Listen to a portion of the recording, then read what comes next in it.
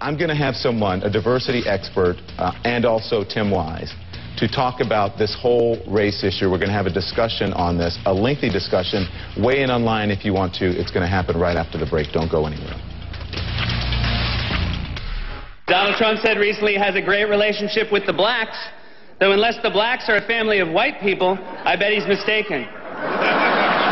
All right, let's talk a lot more about politics, race, and yes, Donald Trump. I'm joined here in Atlanta by Buck Davis. He's a consultant and a counselor and workplace mediator. And Tim Wise is joining us on the phone. He is in Nashville. He is an anti-racist writer and activist who provides anti-racism training nationwide. Thank you, Buck, for joining us here in Atlanta. My pleasure. And thank you very much, Tim. Hey, Tim, to you. Yeah. I want to play this real quickly from Donald Trump about Ivy League schools, and I want you to weigh in on it.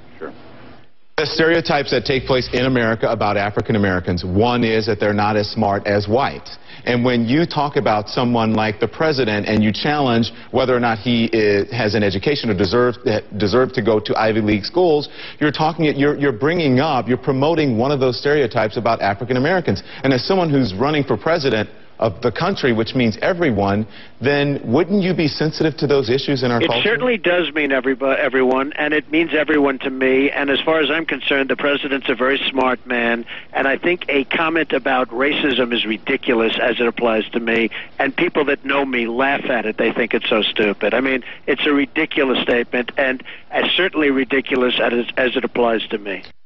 Tim Wise. Yes. What do you make of that? Well, look, I mean, this is part of a long-standing white conservative narrative that people of color are getting things they don't deserve because of affirmative action or racial handouts. So either Donald Trump is the most uninformed individual in the Western world because he doesn't know how his comments fit that narrative, or he knows full well what he's doing, and he is deliberately pushing these buttons of racial resentment. This narrative has been around a very long time, and it seems like whenever a person of color attains a high position, whether it's Pat Buchanan or Donald Trump or Rush Limbaugh or whoever it is, they start questioning whether it was deserved. They do not give out magna cum laude at Harvard Law by pulling names out of a hat. You have to earn that. And the fact that little Lord Fauntleroy, who inherited millions of dollars from his daddy and whose daddy set him up in business, would question anyone about whether or not they had earned what they'd acquired is the ultimate definition of irony. Buck Davis? Well, let's first start with talking about the amount of influence and power that Donald Trump has in this country. He is a leader, whether you like him or not. People follow him. He changes minds. With power comes responsibility. And when you have a fellow like Donald Trump who's questioning grades, it quickly sounds like he's questioning academic ability, which quickly jumps to questioning intelligence. When a white man with privilege questions a black man's intelligence, it sounds very racist and very stereotypical. I think he probably is a very wonderful man. He's a very smart man, but it's a prime example of how a wonderful, smart man can make a mistake. Why wouldn't he understand that?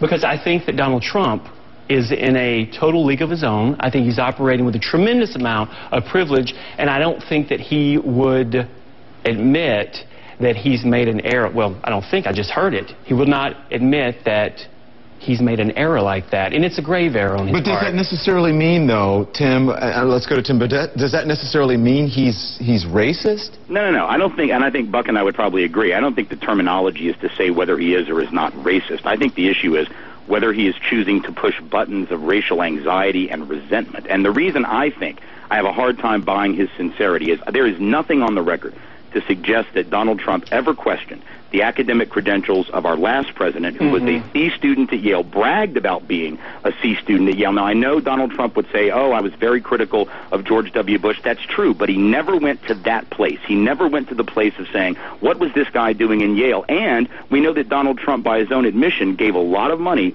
to John McCain and Sarah Palin in their campaign. John McCain graduated second or third from the bottom of his class in Annapolis. He was only there because his daddy was an admiral. Sarah Palin went to 4 schools in 6 years, barely graduated at all. I'm not saying that to be cruel, but I'm saying that I don't know how Donald Trump can pose as the protector of academic credentials, and that's why when he does this with regard to this man of color, it pushes this racial button. It is a very common narrative, and it's one that I think any responsible person who wants to be president needs to at least be aware of, and he either is totally unaware or he's doing it on purpose. Either way, it fundamentally disqualifies him as a leader of this country. And I asked that question of him and saying, you know, don't you realize when you do this that you have a responsibility, or at least you should. And, you know, I'm okay. I'm comfortable with saying that anyone who's running for president needs to be responsible. So, listen, I'm going to give you the last word here, but whether he's racist or not, whatever, is it the same outcome, whether he's doing it, as Tim says, willingly to try to push buttons, or whether he's doing it and doesn't realize it has the same outcome? It does have the same outcome, but it doesn't impact Donald Trump, and it doesn't impact President Obama.